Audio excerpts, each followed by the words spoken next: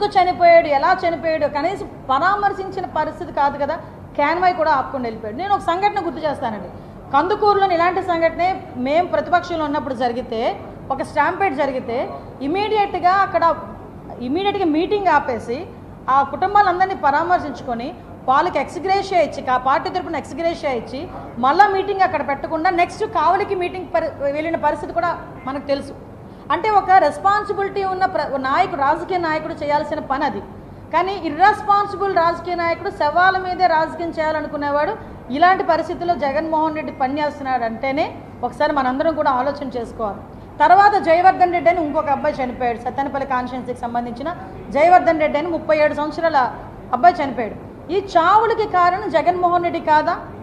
ఎందుకు అని అంటే ఈరోజు ర్యాలీకి పర్మిషన్ వద్దండి, ర్యాలీ మీరు ఇంచుమించు 70 కిలోమీటర్లు, ఇంత పెద్ద ర్యాలీ 25,000 మంది 30,000 మందిని మొబిలైజ్ చేస్తున్నారు, మీరు ఇలాంటి ఇబ్బంది అవుతుందంటే మాకు కావాలి. అయినా కూడా నోటీసులు ఇచ్చినా కూడా ఏం జరుగుతుందో చూద్దామన్నట్టుగా రెచ్చగొట్టే ధోరణిలో ఒక్కొక్కడు వచ్చి ప్లెకార్డ్స్ పట్టుకొని మమ్మల్ని రెచ్చగొట్టే పరిస్థితి.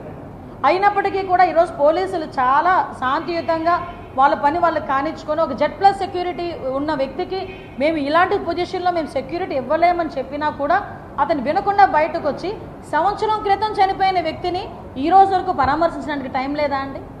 అంటే ఈరోజు ఏదో రకంగా బయటకు వచ్చి ఒక శాంతి భద్రతలకు విఘాతం కలిగించాలని ఒక సైకో మెంటాలిటీతో ఒక నేరస్తుడి, రాజకీయ ముసుగులో ఉన్న ఒక నేరస్తుడు చేస్తున్న కుట్రగా మనం భావించుకునే పరిస్థితి ఈరోజు కనిపిస్తూ ఉంది. మీరు అబ్జర్వ్ చేసుకుంటే ఈరోజు విశాఖపట్నం వైపు ప్రపంచం అంతా చూసే పరిస్థితి. జూన్ 21న ఇంటర్నేషనల్ యోగా డేకి గౌరవ ప్రధానమంత్రి గారు కూడా ఇక్కడికి వస్తూ ఉంటే ఈ రాష్ట్రంలో ఏదో జరుగుతుంది అని చెప్పి ఒకటి బయటికి క్రియేట్ చేయడానికి ఈరోజు అతను చేస్తున్న పరిస్థితిగా నేనైతే భావించాను. ఎందుకంటే మీకు అతని తాలూకా నైజం అలాంటిది. 14 to 19లో ఇక్కడ ఇంటర్నేషనల్ సమ్మిట్ జరుగుతూ ఉంటే ఆ రోజు అలాగే ఇక్కడికి వచ్చి ఒక మనకి జల్లికట్టు తరహాలో బీచ్ రోడ్లో ఏదో ప్రోగ్రామ్ చేస్తానని చెప్పి ఆ రోజు నానా రచ్చ చేశాడు. మీరందరూ కూడా ఆ రోజు మీకు గుర్తుపెట్టుకోవాలి. అంటే ఇలాంటి రాష్ట్రానికి సంబంధించిన ప్రైడ్ పెరిగే కార్యక్రమాలు ఎప్పుడుంటాయో చూసుకుంటాడు. ఆ సమయంలో సందర్భం లేకుండా ఏమీ లేకుండా అతనే ఒక అవకాశాన్ని క్రియేట్ చేసుకొని జనంలోకి వెళ్ళి ఇలాంటి సిచ్యువేషన్స్ క్రియేట్ చేసే పరిస్థితి కనిపిస్తూ ఉంది. ఒకసారి మనందరం కూడా ఆలోచన చేసుకోవాలి, ఎటువంటి వ్యక్తి ఈరోజు జగన్మోహన్ రెడ్డి. ఎందుకంటే కనీసం అండి వైసీపీ కార్యకర్త చనిపోతే కూడా క్యాన్వాయ్ ఆపలేని నాయకుడు సంవత్సరం ముందు చనిపోయిన వ్యక్తి పరామర్శకు వెళ్తున్నాడంటే, కానీ ఆ పరామర్శలో మొత్తం మాట్లాడుతుంది వైసీపీలో ఉన్న కమ్మ వాళ్ళ మీద ఎంత ప్రేమ కురిపించాడండి ఈరోజు నాకు అర్థం కాలే.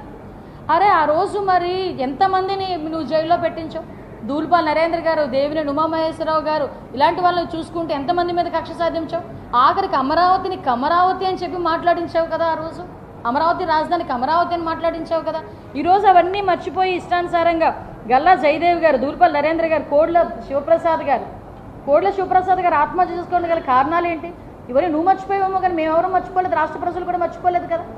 అంటే నేనేమంటానంటే ఈరోజు ఒకటే చెప్తున్నానండి, ఈరోజు ఇష్టానుసారంగా ఈరోజు కొన్ని వెహికల్స్ని ఆపి, ఎందుకంటే అక్కడ ఒక వ్యక్తి చనిపోయాడు, మళ్ళీ నేరో రోడ్లోకి వెళ్తే కనుక మళ్ళీ ఇబ్బంది అవుతుందని పోలీసులు కాసేపు ఆగండి అని రిక్వెస్ట్ చేసుకున్నా బ్యారికేడ్లు తీసి పారేస్తున్నారు.